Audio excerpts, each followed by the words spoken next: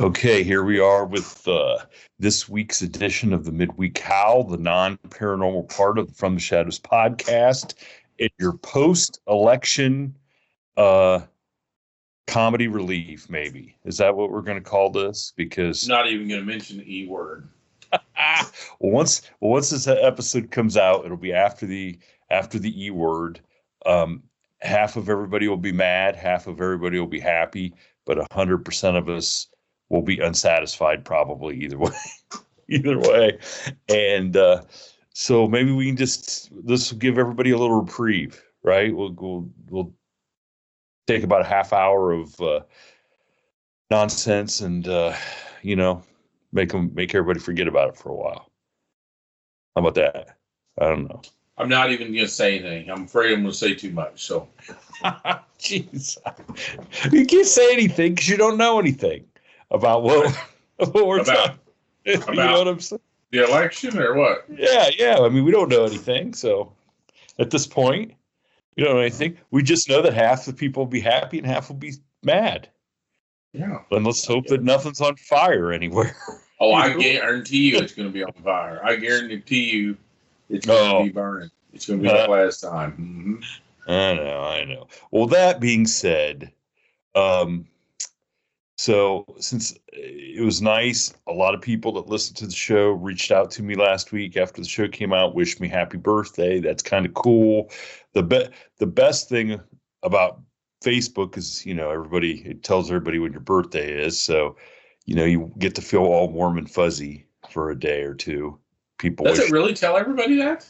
It does if you put it in in your profile. It'll remind everybody. But then people can steal your identity and stuff, right? That sounds for operational security. That sounds just like a terrible way to do it, isn't it? I mean, I guess it could not help, but it doesn't give my birth date like as in year. So you like they can't use fucking simple math. I don't know. I never told anybody how old I was. I mean, come on. Mm-hmm. I don't know. Okay. Anyway. Happy birthday once again, late birthday. I told you before, so yeah, thanks. That one's covered.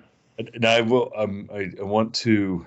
It was a interesting day. Like I said, I got a bunch of calls and texts and emails and messages, and so I have a habit of when I leave the post office, I send my wife a text and just say, "Hey, I'm heading home," because she's still working here in the office.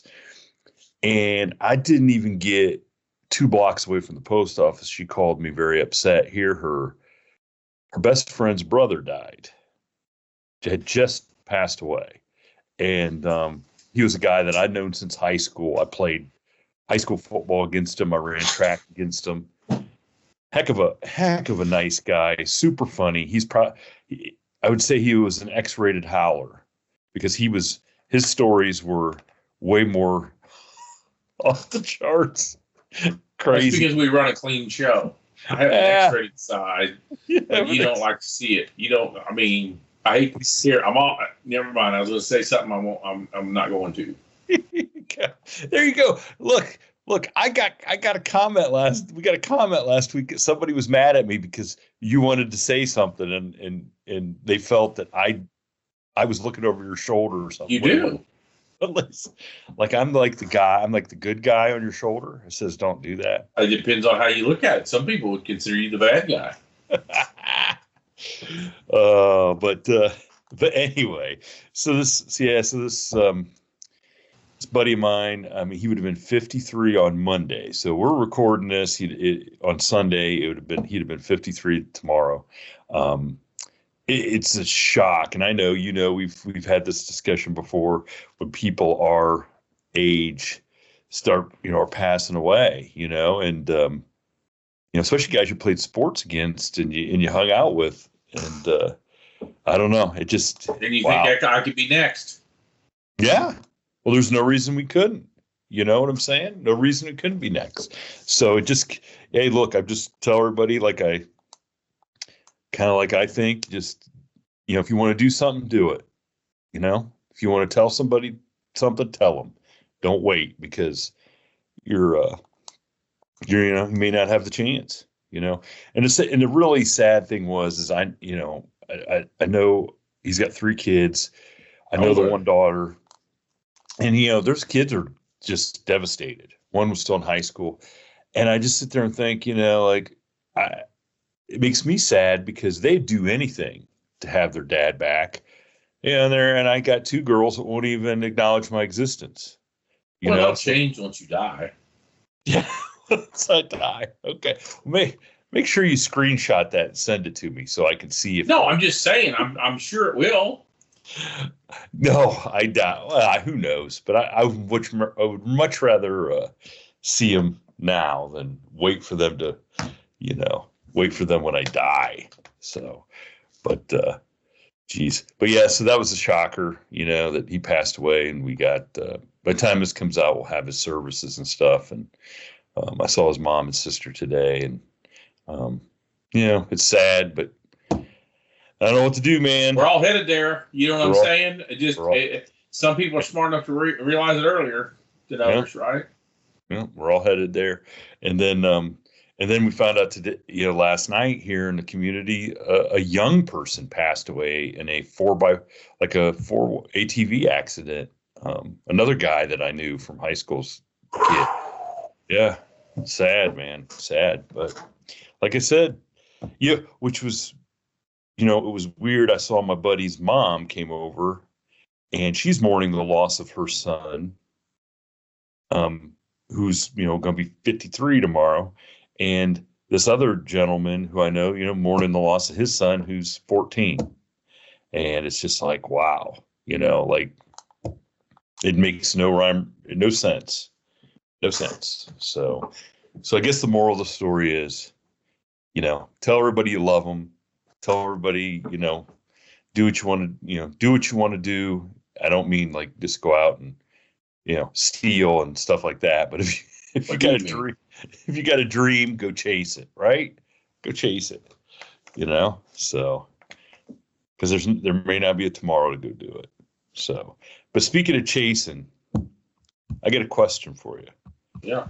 What is too early to go Christmas tree shopping? Is it real or is it fake? Or fake one? When's it too early? Oh, it's never. Oh. You should go about February. That way you get the best deals. Well, that's what I would say. My beautiful wife had us 3 different times this week, including today, looking for a Christmas tree that she wants.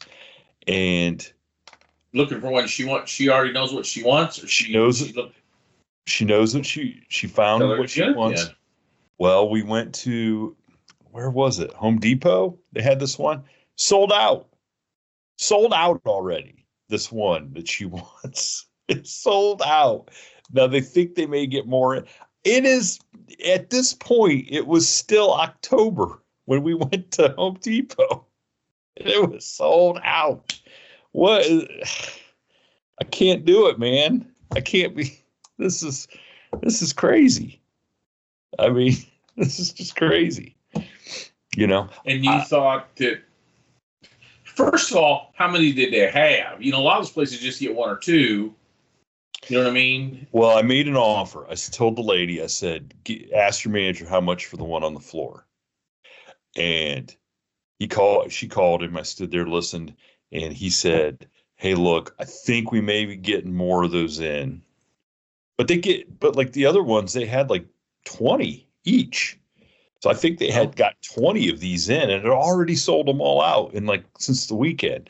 And so they just told my wife, just keep checking every day, and or every couple days, because they said Home Depot told us they get 3 shipments of stuff in a day. Couldn't you just check around other, go down to Columbus, or isn't there more of them to see or anything? Well, she's going to Columbus. Yes, good. You know what I mean? She's going to be in Columbus this week for some appointments, and yes, she's either going to get one at the Home Depot, or she's going to stop at Costco. There's one that she likes at Costco. We don't have one. We don't have a Costco near. Couldn't they do a Home Depot online and just have it shipped to you? I don't know if she checked that or not, and maybe she is she gets tired of hearing me complain about delivering these big giant packages that she doesn't want to do that to somebody else. I don't know. I don't know. I don't know what she's. I don't know. But I'll tell her. I'll say, hey, look, that I threw it out there, and you said, hey, look, just order it. Just order it online. But I don't know. Maybe she's afraid. It's weird. We both work for places that deliver packages. Maybe she's afraid. She knows what it's like on the inside. maybe, maybe she's afraid it won't get here in one piece. I don't know. Speaking of the packages in one piece, we had a customer call into the post office last week. So this is for all those people, all our listeners that have Ring doorbells. Okay. And you see when the mailman or the UPS guy or the FedEx guy comes up and tosses a package onto your porch, don't bother calling and complaining that they tossed it on your porch, because the toss that we're tossing on your porch is the least offensive toss that package has had since its arrival. Oh, people toss packages? Well, like I walk up, and if it's not something fragile, like it was a shirt or a coat or something soft, you toss it. I toss it from my waist, not very far. Dude, I never thought you'd be a tosser. Well, I'm going to surprise you. Anyway. Oh, Mike in Manitoba's like, I get that one. I like that. I like what you did there. Anyway, now there are people that, they do haul off and throw those packages, probably a little too hard. But what you don't understand is when those things get to the distribution center, people are tossing those packages 30, 40 feet. And when we're in the office, they're standing in one central location. So why do they need to do that? Oh my gosh. Okay, so don't y'all have them barcoded where you just the scan thing just zips changes them up like you're telling me that you don't have the same technology as the airlines at the airport? Okay, no. So we'll get packages come into our office. Okay, we're small. We're like 10 routes, city routes, 5, 6 rural routes. All of our hampers are in the center. Like we're all around the outside of this big room, and all of our hampers are in the middle. So there's like my route, city 12, and then there's rural 1, rural 2, and it's just they're all there. These big hampers, and the clerks stand at one end of these hampers, and they have to scan every package, and then they got to toss it into the right hamper. So that then when I get done with my mail, I go pick up my hamper of parcels and sort through them for my route. But to get them to our routes, these guys got to touch them and do it by hand. And if you stood there, and now the biggest one, biggest giant ones or big and heavy ones, they'll have to bring over and manually bring to our route. But our office will get 1,200 packages, 1,300 packages every day for just that few routes. That if you actually took and walked those packages over to the routes, you'd never get done. You'd never get done. You need more help. No. What are you talking about? They shortchange us on our contract negotiations. They seem to think we need to have less people. They don't want to pay us anything. Not that I'm crying. I get paid way too much to do the nonsense that I do. But there you go. So what are we going to talk about tonight? You forgot to tell me. Other than your buddy dying, I didn't expound on that any because that's about my age, and I could drop dead. They're going to tell the same thing about me. He tells stories. He was a storyteller, and you're doing my eulogy there for a second. It's about your eulogy. Well, here's the thing, okay? And we've said it, but I don't know how many people have actually heard it or whatever. But you and I have never got to meet in person. And we're going on 5 years of talking at least once, twice, 3 times a week, sometimes you'll call me and we'll talk for an hour and not even know what happened. And we've never got to meet face to face. So that's one of the things that I constantly think of is like, we need to do something together.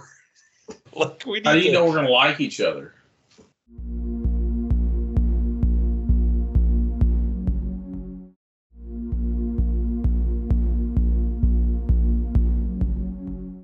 That's one of the things that I constantly think of is like, we need to do something together. Like we need How do you know we're going to like each other? Well, why wouldn't we? You know what I mean? Well, I don't know, but I was just thinking about this the other day about, I was telling somebody, they say you never meet your heroes. Isn't that what they used to say? Yes. Right? That's true. Yeah. So why would you want to meet, you know what I mean? Listen, I've heard you at your best and at your worst, and I still like you haven't even imagined me at my worst. I've imagined you. I've imagined you at your worst, but I do, yeah. Like that's on my bucket list of I'm trying to get a movie done for next year that you could come and be in. So we're trying to do that. I think that would be fun. Speaking of that, did you see the thing with Matt Damon explaining why he can't get movies made nowadays, or you know what I mean? No, who did Matt Damon? Yeah. No, what did he had this nice little $25 million movie. Yeah. And they said about, some story. Now, I'm not going to say what I think it was about, but it was about two people that cared about each other. Okay. Yeah. That was his words, not mine. Okay. And he said they thought they could make it for about $25 million. So they went to whoever if you're Matt Damon, whoever you go to, I imagine he's got a long list of people to go to, P. Diddy and all of them, and about making this movie. And they said, well, the problem is if we make this movie for $25 million, then we got to put $25 million in P&A, some kind of advertisement deals. Yeah. So they do they spend as much advertising the movie as they do making the movie. For the big budget ones, and then he said we have to split everything 50-50 with the people that show the movie, whatever he called them. I forget what he called them. Streamers or the distributors, probably. Distributors, yeah. He had more of a street kind of name than I knew what he meant. Okay. So he said, now we need to make $100 million and he said, I don't think the movie's going to make it. It's just a story about two people that care for each other. So it is. Listen, my point is that they spend as much advertising the movie as they can spend making it. They claim they do. Okay, I think. Then let me guess. Hollywood Accounting. They use their wife's advertising company and their brother-in-law's. Yeah. Right, and then how they do it. Yeah. They claim it's all bullshit. Yeah, it's like going to the hospital and paying $500 for Tylenol.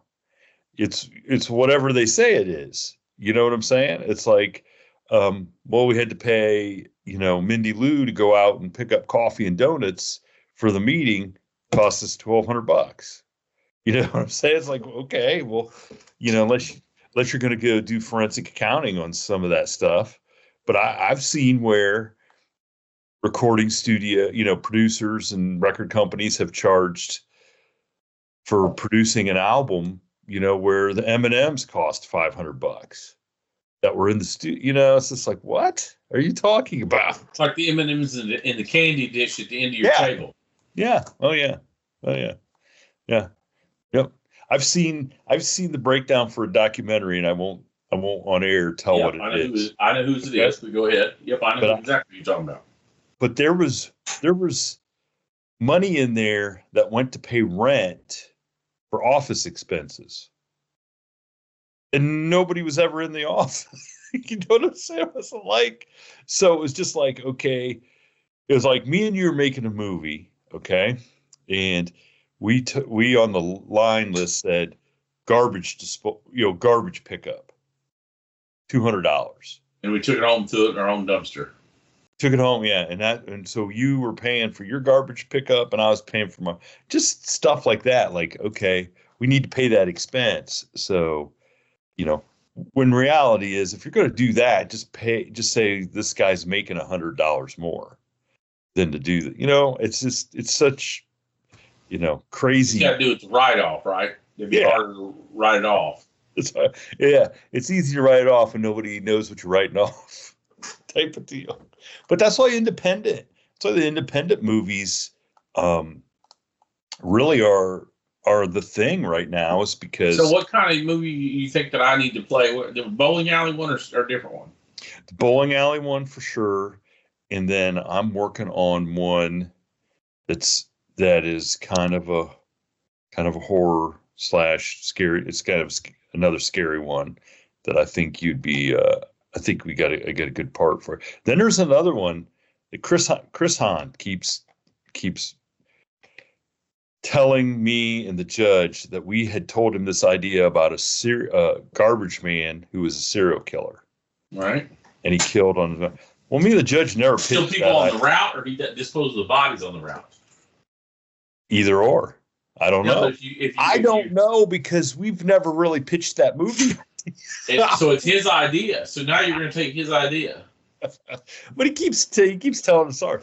So we'd written another idea where we think we could strip away some of it and maybe use some of that idea, not necessarily specifically that, but some of that. Because just like Hollywood, you're going to screw this poor old stuntman on his idea. No, we'll make sure he's in it. But as we reimagine that, I know there's a part. I know the part in there that would be perfect for a character like you. So What's that mean? I can play a multitude of characters. Well, I know, but this one I think you'd be perfect at. So I can make the pitch to you afterwards. So There you go. I'll have to run it through my fan club and see if they give me the green light, because I don't want. I've worked long and hard for this repertoire that I have, and I can't take the wrong spot. You know what I mean? I know. Yeah. I'll never work in this town again. So I told you I found a great headline looking up some news stories. Mm-hmm. Okay, so I'm gonna read this to you. I'm gonna read you a little bit of the article, and then I want to see what I want to see what you think. So here you go. Florida's convicted killer clown released from prison for the murder of her husband's then wife. Okay, now that's a lot to unpack right there, but here's the story. So in Fort Lauderdale, a woman pleaded guilty to dressing as a clown and in 1990 murdering the wife of a man she later married, was released from prison Saturday, ending a case that has been estranged even by Florida standards. So this Sheila Keen Warren, 61, was released 18 months after she pleaded guilty to the 1990 murder. She pleaded guilty to second-degree murder. She was getting ready to go to trial. Now she maintained her innocence even after her plea, and she was sentenced to 12 years in prison, but she had been in custody for 7 since her arrest in 2017. And so it says here in Florida's law what's that? They kept her in custody for 7 years without a trial? Apparently so. So when she had committed this offense, Florida's law allowed significant credit for good behavior, and it had been expected she'd be released in 2 years. So essentially what she did was plead after time served. Yeah, but she was facing a trial, and rather than risk going to trial and getting found guilty and going to jail for life, she just pled down and got released. Happens all the time. So that's why prosecutors overcharge people. So there you go. So the lady the deceased, her son and his friends were at home when they said a person dressed as a clown rang the doorbell. He said that when his mom answered, the clown handed her some balloons. After she responded, "How nice," The clown pulled a gun and shot her in the face before fleeing. The investigation had long suspected her in the slaying, this Keen Warren, but she wasn't arrested until 27 years later when they said improved DNA testing tied her to evidence found in the getaway car. At the time of the shooting, Keen Warren was an employee of Marlene Warren's husband at his used car lot.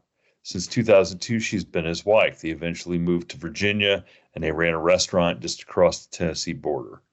So there you go. Detectives said costume shop. So she was a car lot girl. She was a lot lizard and a clown, or she was just dressed up as the clown just to shoot her. So she was. So the clown thing is a one and done deal, or what? Yeah. So she. Oh my gosh. So she worked for the guy who owned a used car lot. Yeah, of course. Was having an affair with him and went and shot his wife, dressed as a clown. And one of the balloons, now this is kind of sweet. One of the balloons, a silver one, read, "You're the greatest." And it was only sold at one store, a Publix, another Florida staple, Publix supermarket.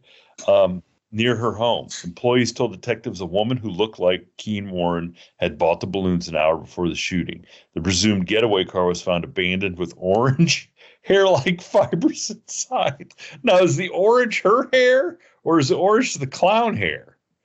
The white Chrysler convertible had been reported stolen from the car lot a month before the shooting. Oh my gosh. Keen Warren and her then husband repossessed cars for the guy. So, oh my gosh. So her and her husband worked for the guy she was having an affair with. Oh my gosh, this is crazy. And I'm supposed to comment on all that, or I mean, first of all, usually there's a joke that always says whenever it starts out when the story starts out Florida man, you know it's going to be some hillbilly stuff, right? But this is Florida woman. But it says Florida clown. Florida, oh yeah. So that like brings it up a couple notches. You know what I mean? Florida clown is a whole nother ballgame. I just didn't know. Did she work in a circus? Was she a clown before, or she was just dressed up as a clown to knock him off? And the other thing is, guys I used to work with, I knew some tackleberries that would always answer the door with the gun. You know what I'm saying? You know those guys, in the movies. You know what I mean? They always got the gun. My buddy's dad used to do that. Yeah, I mean, was he a cop or something, or what? He was an early Navy SEAL back in Vietnam, like before the Navy SEALs. He thought the VCs were going to come and get him, or what did he think?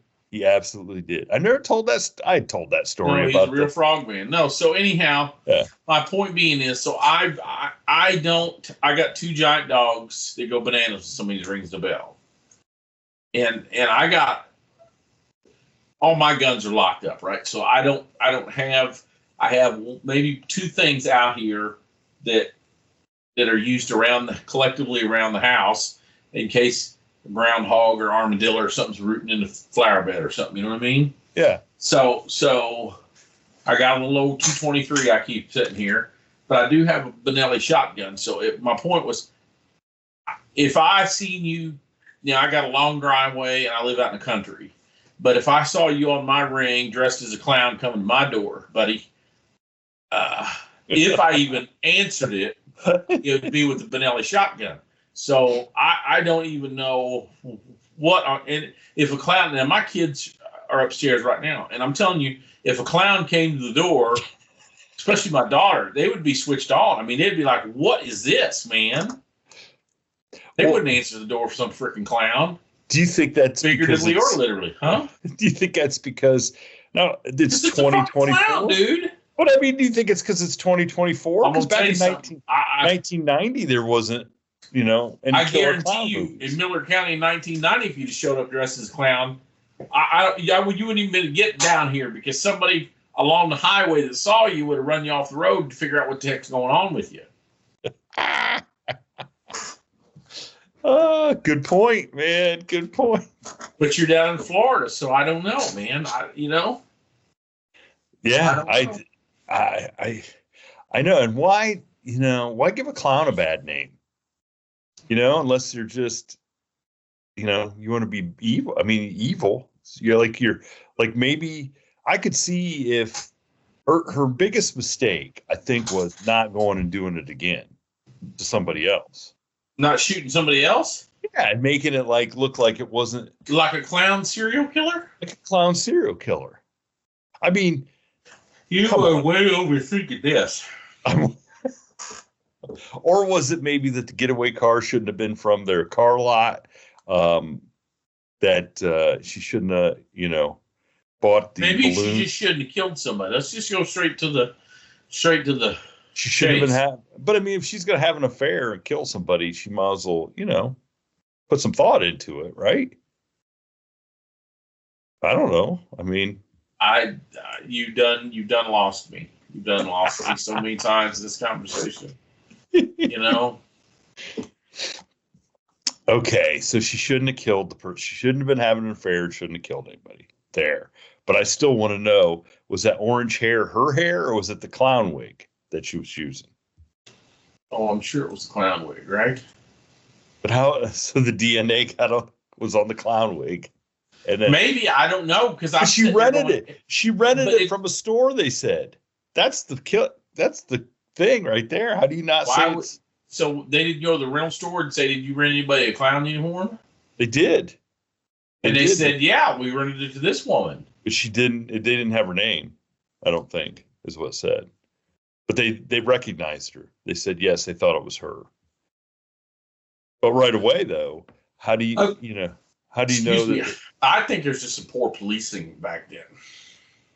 Well, it was 1990 in Fort Lauderdale, right? I mean, there's a lot of Miami Vice stuff going on, right? Well, maybe they were just worried about drugs. Yeah, they could have arrested a Cuban and knocked her off. They thought Tony Montana did it. Thank you for tuning in to this week's episode of the From the Shadows podcast. Until next time, never shy away from the darkness or what may be lurking in the shadows. We are out. God only